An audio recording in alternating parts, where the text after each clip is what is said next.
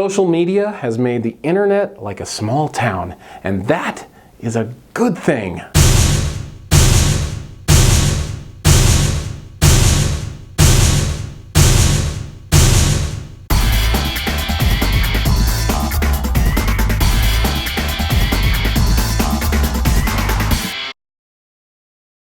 So in my video a couple weeks ago, I made a passing comment that the internet was like a small town. Got a couple comments and questions why I think that is and what that really means. So here are my 7 reasons why the internet is like a small town. Number 1, connectivity. The whole world's connected now. Yeah, it's not like eye-to-eye, handshaking connected, like the real thing. It's real in the way that living in a small town is very real. You can't, without people knowing what color it is. Well, social networks and the entire internet as a whole, seeping its way into our daily lives moment by moment. For most normal people in the first world, we're just all a tap away from each other. And in a lot of ways, that's really cool. Yeah, there are those that want to live under a rock and not have a cell phone so the government can't see where they're going. But for we business owners, I don't have to go knocking on doors to sell stuff. I can just get in front of their face because what they're putting in front of their face is something I can have access to. Which leads me to number 2, which is very similar to number 1, and that's transparency. Since we're all connected, we can all see what's going on in everybody else's lives because we're all putting it up on Instagram and Facebook and Twitter, and for those few crazy people that want to have a YouTube channel, YouTube. Small towns are transparent because everyone's talking to everyone. The rumor mill is alive and well and very healthy. Lots of gossip, everyone knows everything, no need for a newspaper usually. But where there is a newspaper, it gets even more interesting.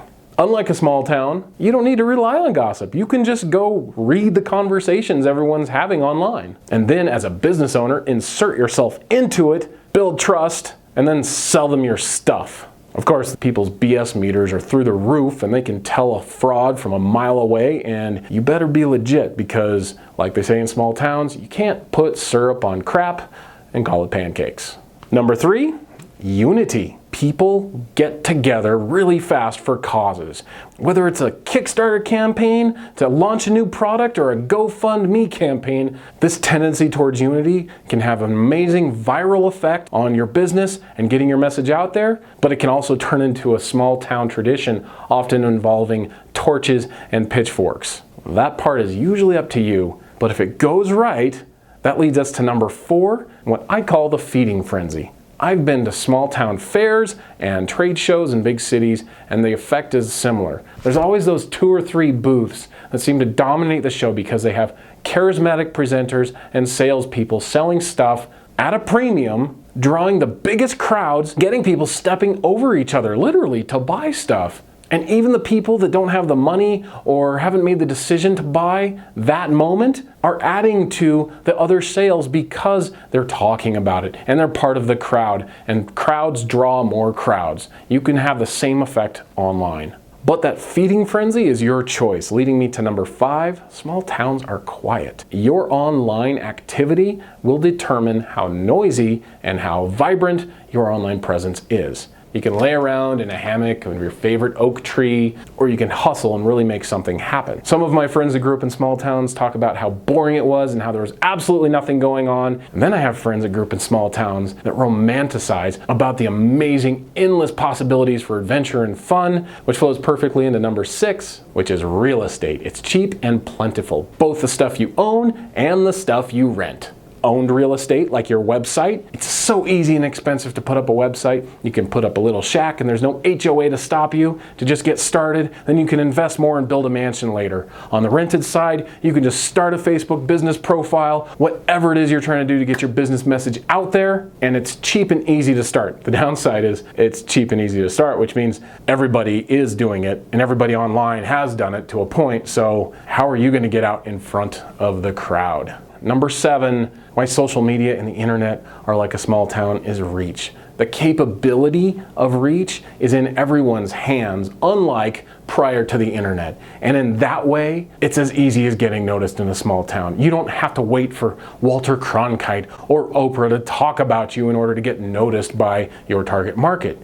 You can consistently and tactfully get attention over time and build a following and build trust. However, this isn't an either-or game. I say you need both. You need influential sources talking about you. TV, news, radio, magazines, newspapers. But Sean, what does that have to do with the internet? TV news stations have websites and Facebook profiles and Twitter profiles and YouTube channels sometimes. So do radio stations and newspapers and magazines. These organizations are run by people, small groups of people, like small towns of them. And you're a person that runs a business and you know about stuff that they don't know about. Or you know about stuff that they're aware of, but you can add a certain level of expertise to. See, my business partner Dave ran a newsroom for 10 years. He knows how media people think and he knows how to get in front of them. And so Dave and I decided to put together a little checklist on how to influence the influencers. Like you influencing the media. Sounds like a big conspiracy theory, right? But actually it's just a checklist at the link below. So click on the link below,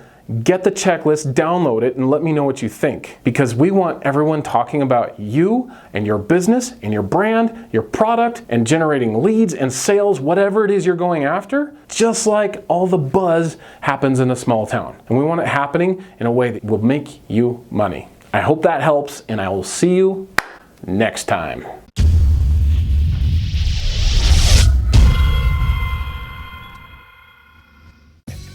Whatever you do, don't subscribe to my channel. I don't want it to give me a big head.